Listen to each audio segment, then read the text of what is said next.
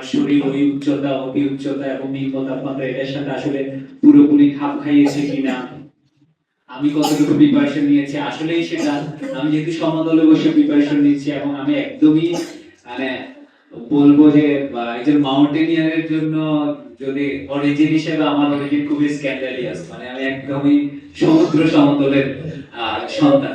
তো এই জায়গায় বসে প্রিপারেশন নিয়ে আসলে আমি অনেক কিছু নিয়ে কনফিউজ ছিলাম যে আসলে এটা আমার দ্বারা সম্ভব কিনা। তো লাকিলি আমার প্রিপারেশনটা অনেক ভালো ছিল এবং আই ক্লাইম্ব রিয়েলি ফাস্ট। আমার মনে হয় যে যেদিন আমি আসলে চূড়ায় পৌঁছেছি এত ফার্স্ট ছিল, আমি ধরে নিয়েছিলাম যে আমরা অ্যাপ্রক্সিমেট যে টাইমটা হিসাব করছিলাম আমরা বেরিয়েছি 11:40 এর দিকে রাতে।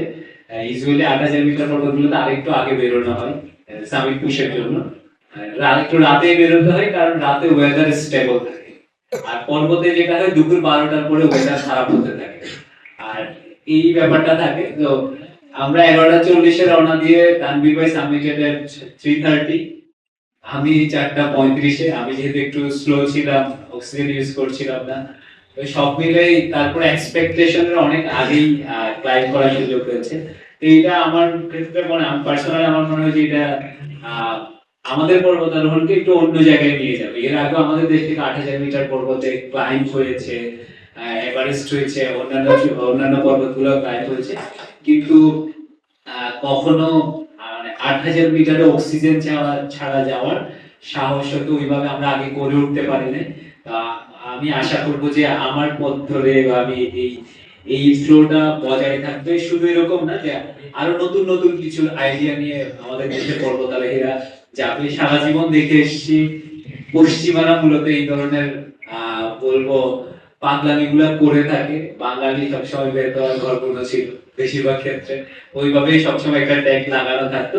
কিন্তু আসলে যে আমরা প্রপার ট্রেনিং করলে এবং ওই মানসিক শক্তিটুকু থাকলে আসলে যেটা সম্ভব। আর পজিটিভ মাইন্ডসেটটা তো একটা অবশ্যই বড় জিনিস, কিন্তু পজিটিভ মাইন্ডসেটের সাথে আমাকে যেটা হেল্প করেছে সেটা হলো আমার ডিসিপ্লিন। তো এই ডিসিপ্লিনটা ইনফ্লুয়েন্স মাই মাইন্ডসেট, এবং এই ডিসিপ্লিন দিয়ে তো এটা তানভীর ভাইয়ের ক্ষেত্রে সেম জিনিসটা হয়েছে। এরকম একটা এনগেজিং চাকরি করে এই প্রিপারেশনের মাধ্যমে ওনার জন্য সম্ভব হয়েছে একটা 8000 মিটার পর্বতে প্রথমবার গিয়ে ক্লাইম্ব করা। আমার জন্য সহজ হয়েছে এই অভিযানটা করা, তো অক্সিজেন ছাড়া ক্লাইম্বটা করা। আর পৃথিবীতেও যে বলছিলাম 14,000-8,000 মিটার আছে, I only climb 4, so there are 10 more to go. এবং সামনের দিনগুলোতে আমি আসলেই খুব মুখিয়ে আছি যে সামনে আর যে চ্যালেঞ্জেস গুলো আছে, এর মধ্যে বেশ কয়েকটা খুব কঠিন মাউন্টেনও আছে। আমরা সবাই জানি এভারেস্ট হলো পৃথিবীর সর্বোচ্চ পর্বত, কিন্তু it is not the technically the toughest one. এর চেয়ে অনেক টাফ মাউন্টেন আছে। আমাদাবলামের কথা হচ্ছিল, আমাদাবলাম যেমন এভারেস্টের চেয়ে টেকনিক্যালি অনেক কঠিন একটা মাউন্টেন। তো এরকম মাউন্টেন আসলে ক্লাইম্ব করতে পারলে যারা পর্বতারোহী থাকে তারা মনে করে যে না এরা পরের ফেজটার জন্য রেডি।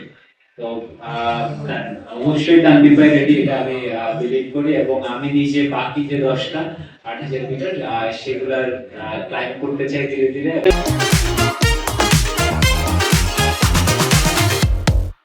মিটার পর্বতে যেটা 8000 মিটার বা তার বেশি উচ্চতায় ভূপৃষ্ঠে এখন আমি যে প্রত্যেকবার শ্বাস প্রশ্বাস নিচ্ছি এবং আমার অজান্তেই নিচ্ছি যে পরিমাণ অক্সিজেন নিচ্ছি তার 1/3 অক্সিজেন।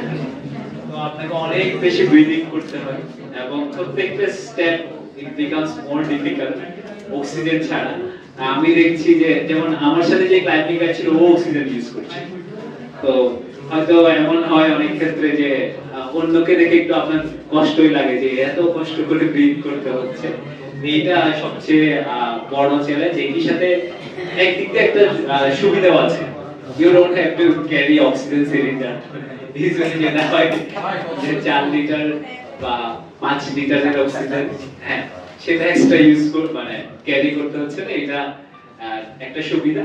কিন্তু আদারওয়াইজ হচ্ছে যে প্রত্যেকটা মানে স্টেপ মেক্স ইউ ব্রেথলেস আসলে। এবং আবার এই যে বাতাসের জন্য একটু হাহাকার, এই জিনিসটা যেটা প্রফেশনালি আমি হয়তো যখন মেডিকেল কলেজে প্র্যাকটিস করছি তখন দেখছিলাম যে রোগীর যে বাতাসের জন্য হাহাকার, যে সিওপিডি বা অ্যাজমার ক্ষেত্রে, ওইটা মনে হচ্ছে পার্সোনালি আমি ওই সময় ফিল করছিলাম। এটা সবচেয়ে